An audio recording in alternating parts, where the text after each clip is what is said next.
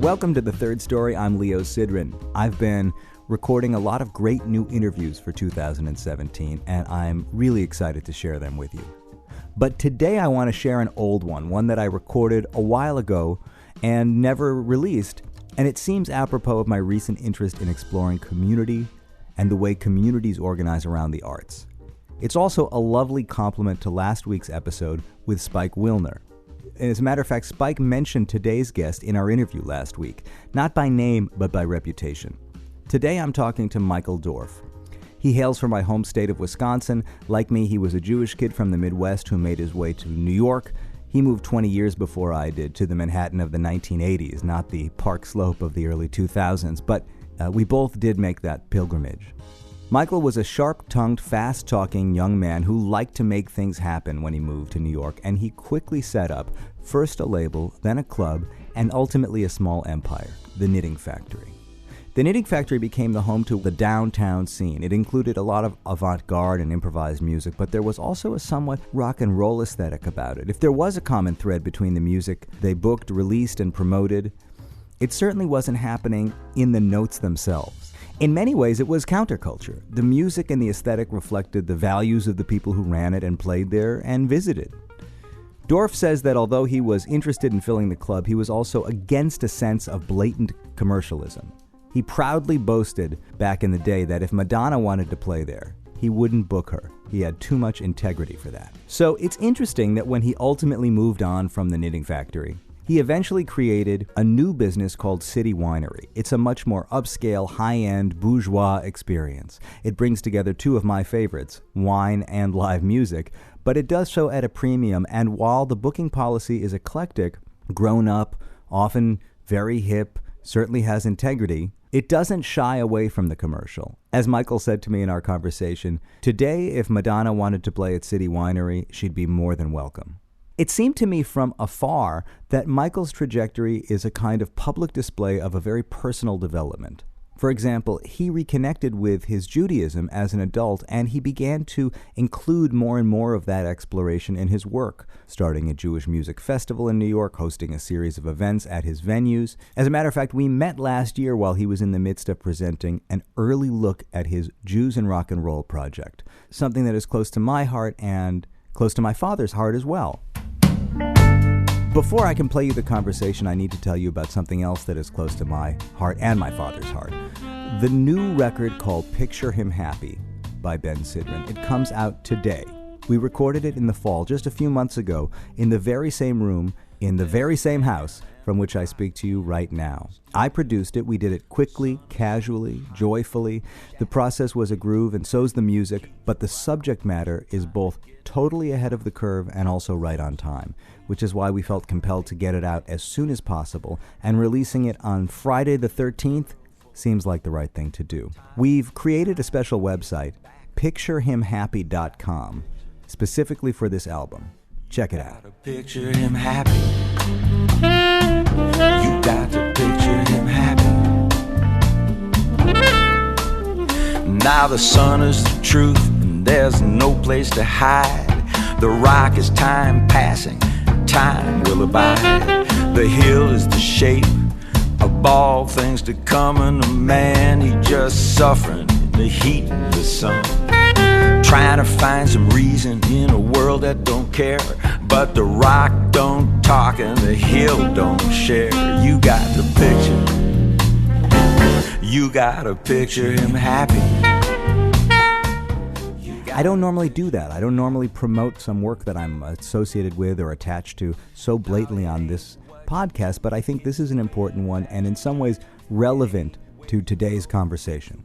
My conversation with Michael is on the shorter side, so I won't break into it. I'll just let it roll. So without further ado, here's the chat I had with Michael Dorf sitting in the restaurant at City Winery on Varick Street in New York last year. It's a loud one. It's an ambient one. It's a whirring, humming, clinking, chattering one. In my limited experience interviewing hospitality providers, if you want to get them talking comfortably, you meet them on their turf. So here I am on Michael Dorf's turf, talking the talk. I think the little sound of wine being poured is not a terrible thing. Yeah, right. It's clanking. Yeah, exactly. I'll do this every so often. You're clinking a water glass with the City Winery Urban Press Extra Virgin Olive Oil that's on your table. Yeah.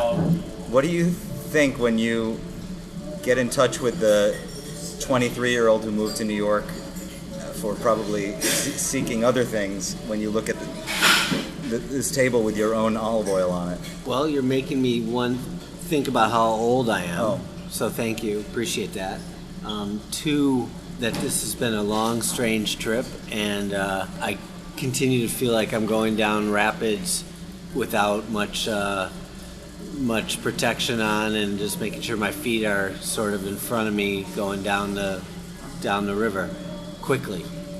No plan whatsoever. Just keep going, see where it leads, and have fun, and try and do it, with some degree of integrity, and make the world a better place, and continue to have fun. I mean, that's been the journey, and it's obviously staying a journey of which I have no idea why, how, we did that. I know in Chicago, someone approached our chef with the idea, and wine and olives seem to go hand in hand in terms of growing conditions.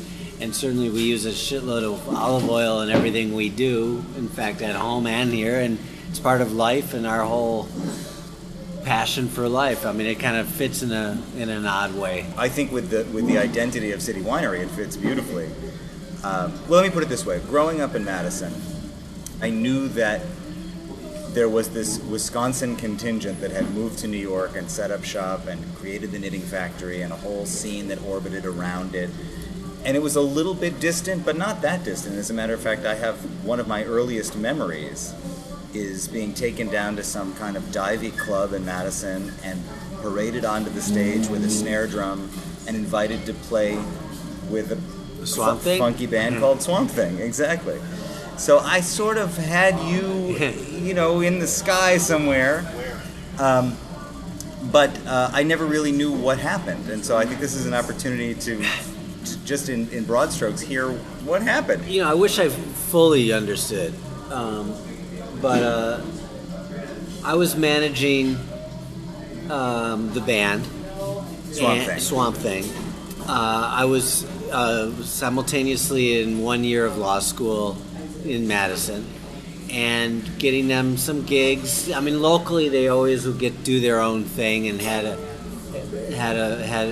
developed a following, and Jonathan and Bob, and they had a rapport, and maybe some, they always had issues with each other, like all good bands that need that strife to be creative. And you hear the stories between the Beatles and the stuff. I mean, it goes down to the smallest. Nothing's perfect, but it's that little bit of friction of talented people, and they needed a fifth wheel, if you will, to kind of help drive them a bit, literally drive them in the van sometimes, but also just push them to each utilize their strengths and to work. And in their case, Bob was the kind of the technician a bit, whereas Jonathan, the song craftsman, and every member had their role.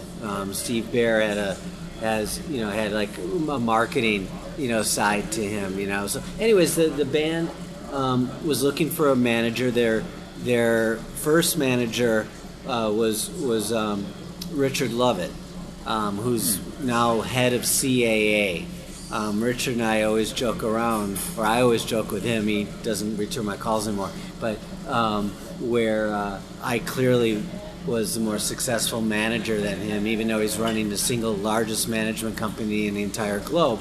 I was better, and he took over from Michael Ovitz, right? And so he was Richard Lovett, so it was Little Ovitz was his name. I sat with him in his in the office that he inherited from Ovitz right away when I was in LA. CA is as big as it gets, but anyways, Swamp Thing seemed to be a little much for Richard, and then they called me and said the head of CAA at the time couldn't quite get a handle on Swamp Thing. He wasn't the head of CAA yet. He hadn't even started in their mailroom, but he was in Madison and managed them for a little bit.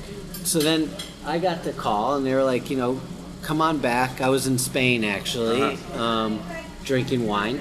And come on back, and we'd love for you to get involved with the band. And I said, I got to figure out what to do in the rest of my life, so I'm thinking of asking my parents to pay for law school so I have room and board. So yeah, I'll come back and manage you, but I want to put out the first record. And they were like, great, we wanted, we would love you to. So we formed a record company called Flaming Pie Records and actually put out the first record that the band was already recording with Butch Vig, in the studio, Nirvana connection, and which I always love to make that plug as well.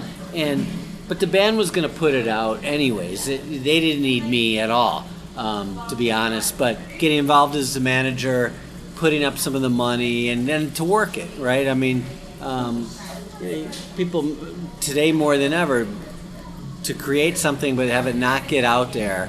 And and I got a big mouth and was a schmoozer, so I think it was a smart move on the band's part. So they decided I became the fifth wheel. We kind of jointly co-opted the label and managed, and it was at the time I thought it was all gonna be a money maker. I mean, I look back, none of it made any money, but it was a lot of fun, and I wanted to get the band on the road, so and had an affinity for New York, friends in Philly and Boston. So I started getting them dates, and I walked around before the band came out, and I worked to getting them dates and put posters up once we had the dates and really worked the East Coast market. Part of it was I was able to sleep with my then girlfriend, now wife, who was in, and maybe some others,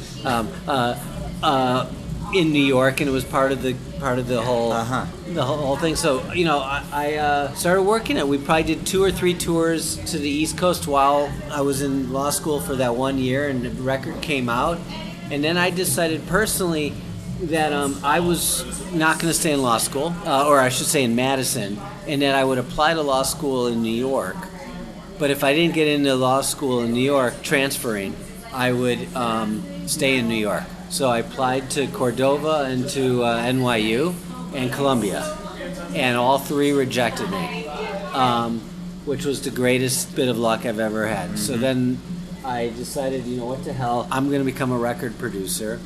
I borrowed $10,000 from my grandfather, Sal. My dad was kind of against it, and I moved to New York because I dropped out of law school, moved to New York, got an apartment on 10th Street between, Avenue A and First. That became the office, and the office of the label of Flaming Pie Records on 10th Street, and decided that the label was going to be a Wisconsin label. So I signed Phil Gnarly and the Tough Guys. Okay. And Honor Among Thieves. Sure. And had just put out, when I did the first record in Madison called Swamp Things, Learning to Disintegrate, I also put out a record called The Mad Scene, which was a record that was a compilation of Madison bands. And so, boom, all of a sudden I came to New York and I had a couple of pieces of vinyl, and it was like, that's it, I'm going to be in the record business, and signed, Phil Gnarly and Honor Among Thieves with my grandfather's money, and put out, now we had 4 records between all those, vinyl, and was going around to record stores and distributors trying to sell records. And at the time it was pretty easy to ship records, it just, you couldn't collect on the records. And you always had to have a velocity of next project. So I'd been thinking about it, but I really wasn't getting anywhere on the sales of the records. Yeah. And it was a struggle. And was pretty close to going back to Milwaukee, unsure what I was going to do. I was out of school now in Madison, and didn't have a place to live there. And you were young, though. You were pretty young. I was 23 years old, so I could have moved in back with my folks. Right. I mean, my parents would love me. They actually now really love me to move home with them, take out the garbage. But they didn't really want me, and so I realized that I liked the live side of the business, but I wanted the recorded side to be part of what I do. And so then I emptied out all my savings, which was mostly, in the lore is that it was my bar mitzvah savings. But yeah, it started like that. But I had done some rec rooms and all kinds of other crap. Right. So I had about $13,000 or $14,000. because now my grandfather's money was all spent on the record label, and that's done, right? So I used my last money, and I rented this Avon office on Houston Street to become a live music room. But it was really about music, poetry. I wanted to do other art forms. And then in the back, the reality was that I really wanted to do the record label. Yeah. I mean, that's really, I wanted to be in the record business. Yeah. I've also heard you talk about the idea of coffee culture, that there was even at that time, I forget what the phrase was you used. Well, so the first name of the venue, the club, was what we called Espressoism. Yeah. It was Starbucks before its time. I mean, the idea of coffee and wine and muffins and music and kind of a anything goes kind of thing. So poetry readings and book readings and weird performance art. That was the thought. Yeah. Very quickly realized that I for sure need to be able to sell liquor. Yeah.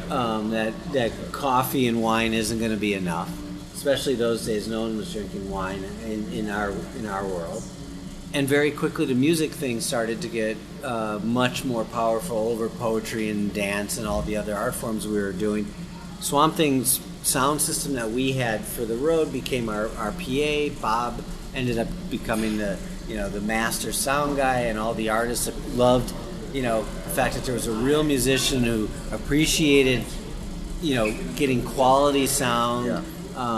And certainly Bob gets a lot of credit for also just being a nicer guy than I was. I mean, the fact is it was all my money, and so I was freaking out, and all I cared about was, so the idea of giving an artist a free glass of beer back in that first year was really anathema to me. I was like, oh my God, I can't give you a $2 glass of beer for free because I've just lost another $5,000 this month, and so it took me a long time to get to the point of really understanding, the concept of hospitality. I mean, I many years, Do you think in that period where you had to sort of come to learn about that your reputation suffered, or that the business as a whole may have suffered, your reputation among musicians? Well, luckily, I count my lucky stars in a certain way.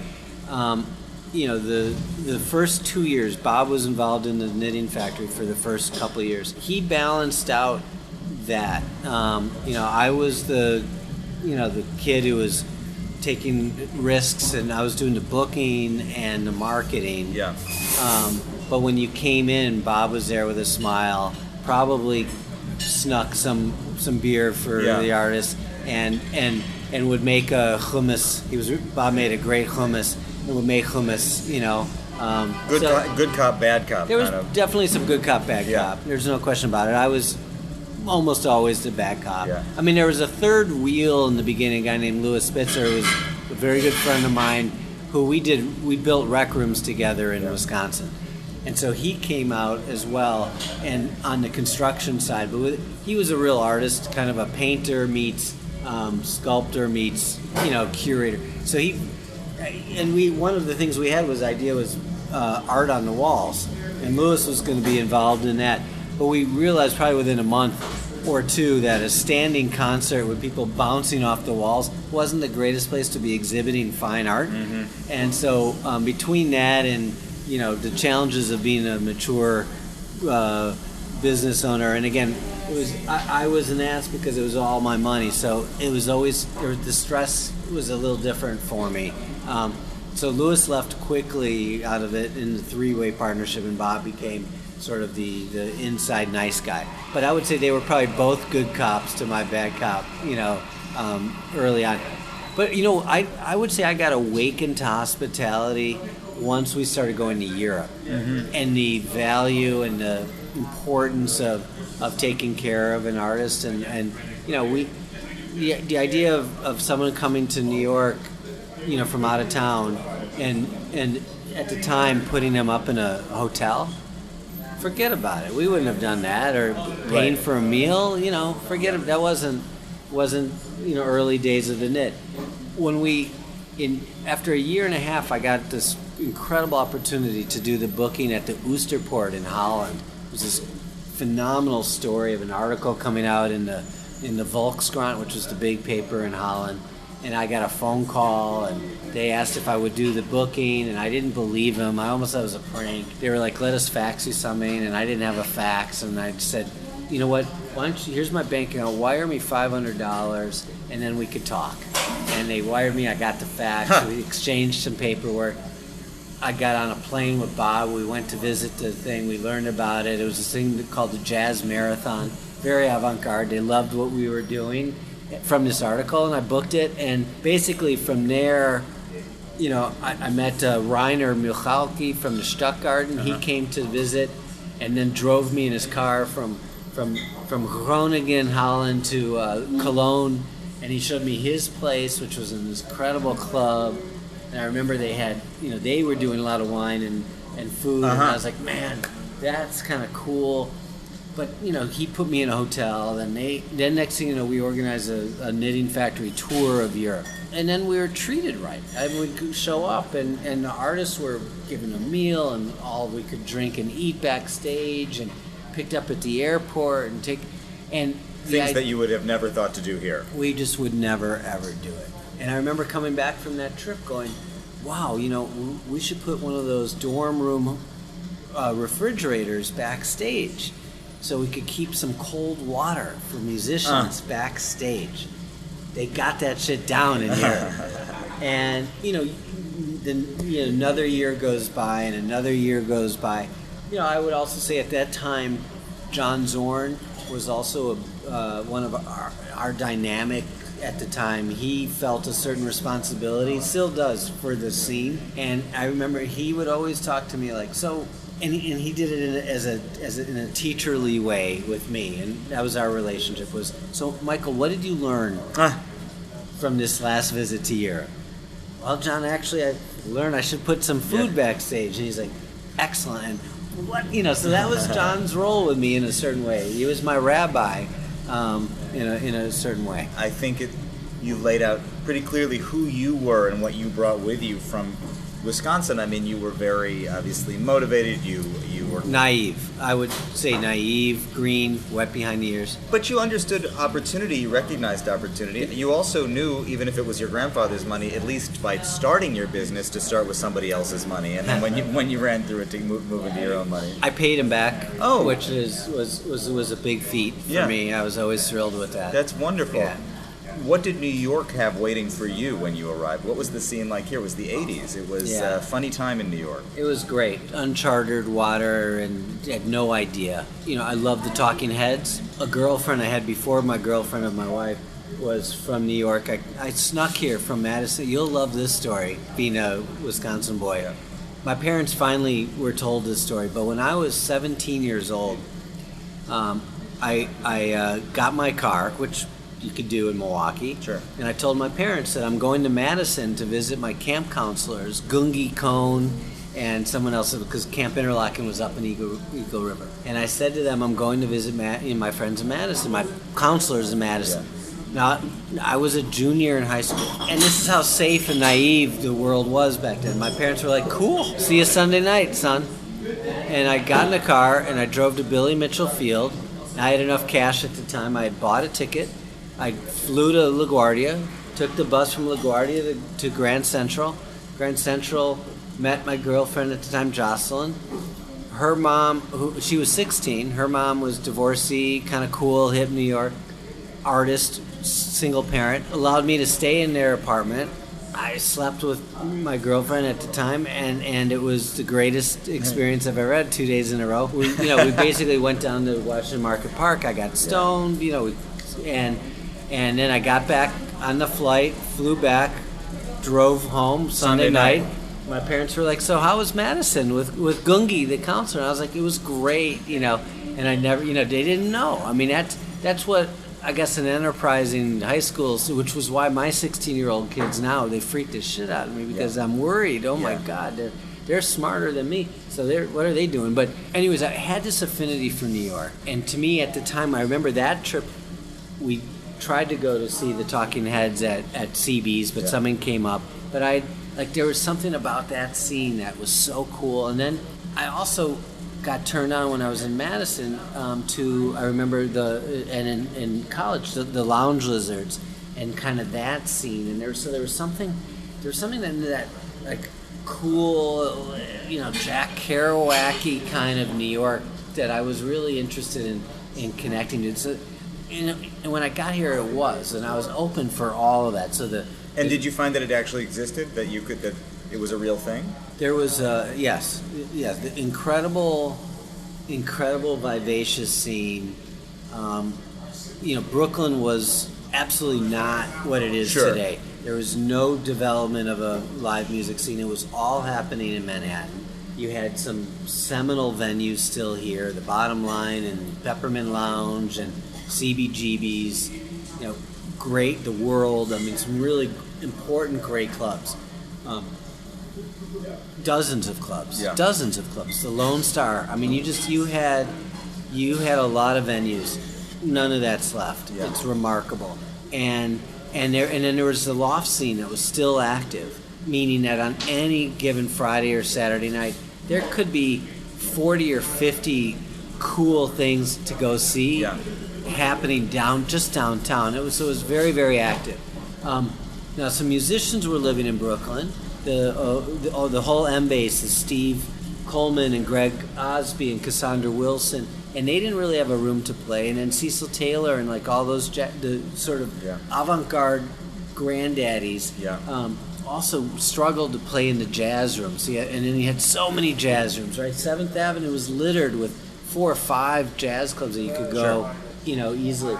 Again, Vanguard's really the sole survivor, and Jazz at Lincoln Center has played a role, and thank God Danny Meyer, and there's rooms now to go play. But it's kind of how Brooklyn has evolved a bit as well, where there's a lot of rooms to play. Anyway, so there was a lot of places, but there wasn't a place that was kind of open to having it all come in one room and with a fair door policy. So part of my naivety was, hey, you get 75% of the gate. So if you draw 2 people at $10, that's $20 gross. You're getting $15. If you draw 200 people at $10, there's $2,000, and you're going to get $1,500. And that's the deal, period. And every single person who shows up, you're getting your 75%, which Hilly, God rest his soul, at CB's, had such a complicated deal. It was really hard to make any money there, except for a sold-out Saturday night. But you'd still get your, less than your percentage. And it wasn't a pay-to-play like so many other rooms. So all of a sudden, Cecil, James Blood Ulmer, and, a lot of the bigger name in avant-garde, and then the rock players, and then Zorn, obviously, that whole downtown scene really adopted us. Bill Frisell and Wayne Horvitz and all those guys are like, this is a great place to play. I like it. And we quickly became this home. Yeah. And it happened so fast, and without a lot of planning. We were booking 7 days a week, multiple shows a night. Did you show up and seek a certain type of artist, player, musician out and say, I want you to consider this your living room, or did you sort of open up with whatever your values were and become attractive to them? It sort of sounds like they came to you. It was both. I mean, I was getting for a little while cassette tapes at a velocity of 15 to 20 tapes a day. It was unbelievable. We had a big wall, in fact, set up of just the demo tapes for a while. I remember when John Lurie once climbed it and they all fell. Could have killed the guy. We were getting 20 to 25 solicitations a day. Yeah. I screwed up some big faux pas. I mean, I told Harry Connick Jr. that his music was too inside New Orleans, derivative, and that we're looking for stuff that's more original. I said the same thing to Trey and Fish. That was maybe even a bigger fuck up. In fact, Trey I saw and we joked around, and I became very good friends with Mike from the band. But when they were in Vermont, before they found Wetlands as a home, they gave me a tape, and they were pretty tenacious of reaching back to me by telephone. And I was like, it sounds to me just like a Grateful Dead thing. I mean, can't you do your own? And they remember that, and kind of funny. It raises the question between, if a band can draw, theoretically, that's all you really need as a promoter. But you also were looking for you had a certain aesthetic. There was a time I remember, and I'd said it in interviews a lot, that even if at the time Madonna, which was becoming the pop artist at the time, and 87, 88. Had Madonna wanted to play, I would have said no. Yeah. That we had way too much integrity for pop. But at the same time, was I looking to fill the room so I could, pay the rent? Absolutely. Right. So it was a balance. And how has that attitude evolved over time? Oh, it's changed. If Madonna wants to play here, whenever she's always welcome. Look, I think the balancing act of art and commerce is always part of it, and I think we have a booking integrity's kind of the right word, but not exactly the right word. But we have an aesthetic that we'd like to keep the integrity of the programming. It has to be good. It isn't just about booking for schlock. So yeah, you're always trying to do that. I would say, we're as eclectic, but we're, now we have the challenge here. You have to be able to sell out 300 seats really to play City Winery. I mean, that we didn't have the luxury of at the Knit. We weren't able to just always sell out. So I had to work much, much harder at filling the room. We also, I had 3 rooms, always had multiple rooms. And the idea of discovery and trying to create bills that were really about discovery of new artists and throw something like, and very much inspired by Bill Graham. Just put different kinds of things on the same bill and see how it works, and multi-rooms. That was so that you could always be experimental. Yeah. Even if you knew one act was going to draw, you could play with the others. Here we're a little more about making sure the experience that you have is comfortable. And in that sense, we wouldn't book something that's avant-garde, even though we had a sold-out room. And I liked the band, and I thought that they needed to break. We're less about breaking that new act and more about the ultimate experience for the customer here. Yeah. I would say, if anything, the Knit was, and I've never kind of put it this way, but the focus was on the artistic experience. We wanted the artist performing to one, feel comfortable, and that to feel like it was their home, and that it was about the presentation of art. Here we're putting on a great show, and of course we keep the same, like we feed the artists here more than anywhere, and I love that. But to me that's part of the greater experience of having a customer, a fan come in and have the ultimate in connection between the artists. I mean, there's similar, but the focus is on the total experience here. I learned a shitload from the Knitting Factory and customer experience, and on some level it's the same basic premise of a venue is needing to understand that there is this point of connection between the fan and the artist. And then we need to care about the air conditioning and the water glasses and the seats and all of these things that go into the experience. I think I was maybe halfway understanding that, even when I graduated the Knitting Factory. Yeah. And it was really taking some time thinking about how I wanted to evolve to the next level, that I was like, I want to go hog wild on the total experience and deliver it from the moment that someone buys a ticket and they have that process of where am I going to sit and do I need to show up on time, and all those things that went into our ticketing system we have here, that we really wanted to create that luxury concert experience, and that is way different. Obviously it's followed the evolution, your personal evolution of what you're interested in doing and what you like. Very selfish experience. But I wonder if the city itself has transformed in that same, not just in terms of growing older, but looking for a more luxury experience, looking for a more inclusive experience in that way. I think it's a combination. I think society and the market that we're in and experiencing is grown more sophisticated. But there's no question, it's part of my life cycle. So I'm building this for me. The Knitting Factory was for me at the time. I would have found a sit-down, heavy-duty wine list to be too snobby and too aristocratic and gross. Now I obviously don't. So there's no question it's different time in my life, and the audience it's different. But I also think the evolution, at the time, the nice room to sit and see a show was the bottom line. Yeah. And I don't think that those standards today would be acceptable. Apartments have gotten better, cars have gotten better. I mean, flying has gotten better.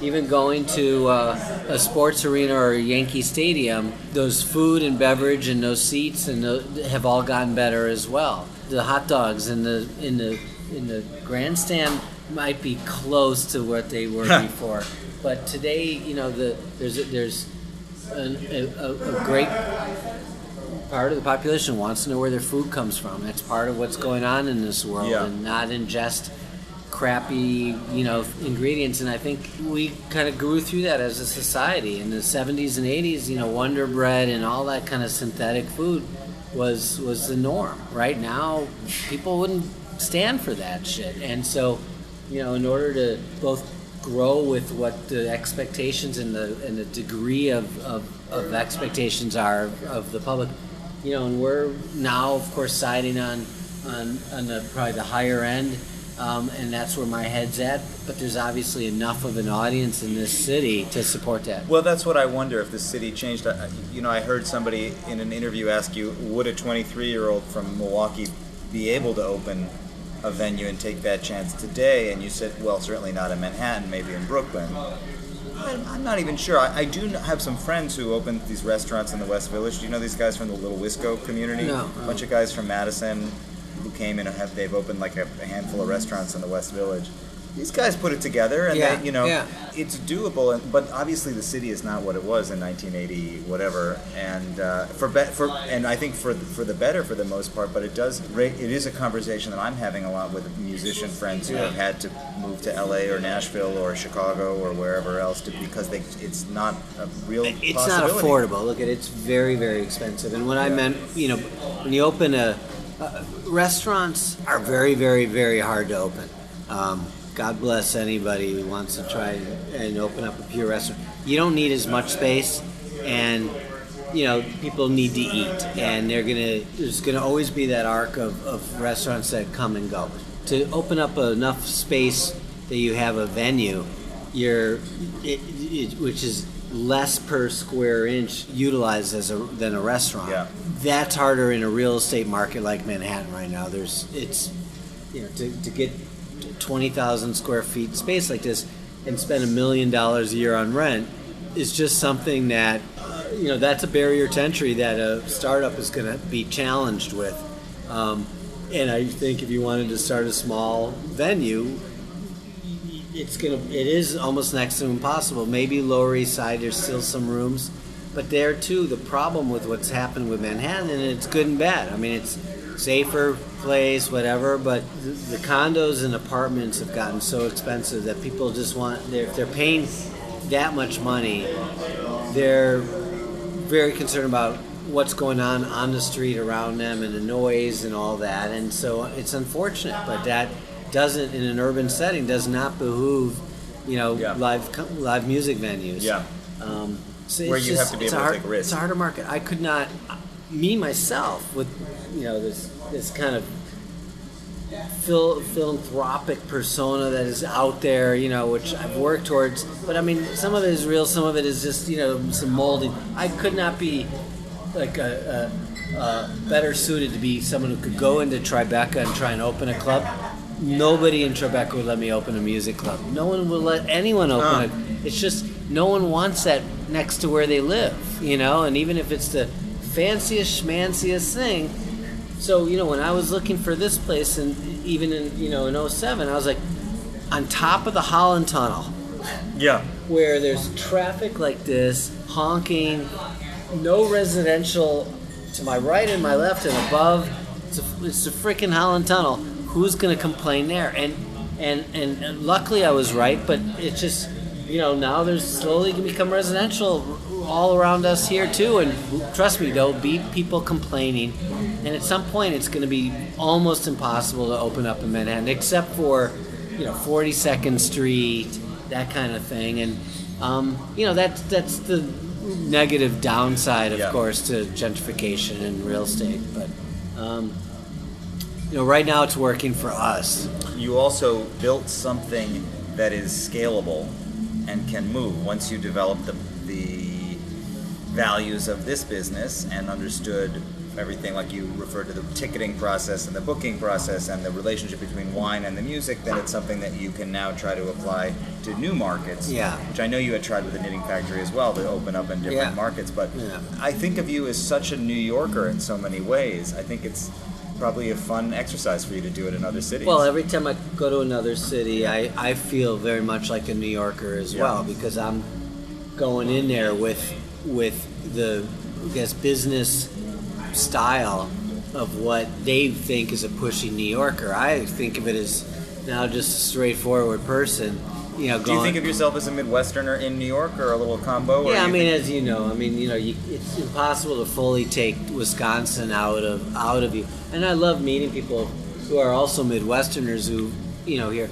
I've been here now essentially growing close to 30 years, and that's more than half my life. I'm definitely well past half my life in New York. So, yeah, I consider myself a New Yorker, but I still have my deep ties to Wisconsin. Yeah. My parents are still there. I go back there for Passover Seders.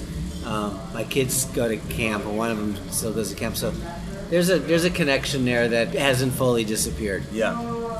When you were younger and you came here, you had a certain vision, you recognized a certain opportunity, and it sort of lived out through the knit and the Knitting Factory. And again, with City Winery, kind of where you were in your life and what you were interested in played out here. At some point, doing something Jewish became very important to you as well. What was that process like, and how did it play out? There's no question the having of kids made me more than ever want to have some connection to my own Jewish identity, and that I had to pass it on to them. But before that, we were doing some very interesting Jewish music things. Zorn, again, I'll give credit to, it was in his mind, and in his case, it wasn't having to do with kids. So, there's many articles with John about why he is who he is and why he connected with his Judaism. For me, it was a combination, I think, of John actually asking the questions of, what is Jewish music, or what does being a radical Jewish person, how does that make you feel? Simultaneous with people like Frank London and the Klezmatics, that were starting to play some pretty amazing. Don Byron, had no connection really with Zorn, but was exploring klezmer music. And I remember a bit of Frank London and Klezmatics, and Don in particular, giving them some gigs just before the whole radical Jewish stuff, and also going like, this is really interesting. This sounds so Jewish. My butt is moving, but I don't know why, and trying to understand that. So the music brought you in. So it was, I think it was a 1-2 punch. The music brought me in, but then it was the scene when and again, this was the second punch being the examination intellectually that I think John Zorn made me really think about, which is, look at all these white Jews playing jazz and playing music. Why? Never necessarily said the answer, but just to ask the question, and then realizing, well, wow, I really like what these guys are doing. I like the avant-garde music. I like this connection, and yeah, is there a connection between white jazz and black jazz and the stuff that your father was talking about the other night, and what we're trying to explore with this thing a little bit? It got the synapses going, and there was never any definitive answer, but it made me go, you know what? There's something cool in this history that I still don't understand it, but I'm connected to it, and my parents are more religious, and they have their way in. Yeah. Maybe this is my connection to who I am and my identity. Yeah. And it's always been like that. And the problem is the more Jewy things I started doing, and then the bigger institutional work that I started being asked to do, the more I kind of got pushed away, or I pushed away a little bit because I didn't like some of the people around it, or the what was being done with it. You know, that's why I keep joking. This sort of Jews and rock and roll project, I'm hoping is one of my last kind of big Jewish projects, because I know it's important and I'm really inspired by it. But my goodness, to be dealing with the whole institutional world that wants to put their logo on it and, you know, complain about this, even, you know, it's just, who needs that? Yeah. I think when I was growing up in Madison, the Madison Jewish community and the Milwaukee Jewish community are a little bit different, but I found it very easy to have a Jewish identity because I knew all the Jews, and because there weren't so many of us. Yeah. So it was easy to feel Jewish and feel connected, and also camp and all of these things that are just a sort of a part of a lot of Jews growing up. You don't have to do so much thinking about it. I actually found when I moved to New York that it forced me to confront it in a new way, because there are so many Jews that it's not, you don't feel like an outsider is. And there are so many outsiders in New York anyway. Yeah. Everybody's got kind of an outsider in their own way. I've really still been trying to figure out how to connect in New York, and I still go back to Wisconsin also for a lot of major events. Watching you sort of work it out in public is so interesting, because, again, it seems like one of a number of your personal life events that you've allowed yourself to sort of work out in public. I mean, you don't perform on stage, but you open the stage and you set the stage for sort of whatever's going on in your life to play out publicly. Yeah, it's interesting, and I don't always think of it that way, but I'm a producer. I can't help it. I can't. I had to do my own wedding. You know, it's like I like to put on a show, and so it's a subject matter that is being explored, and so you may as well turn it into some show. Yeah. And so, you know, I can't help but always think like that. What just came up that I wanted to do something with? So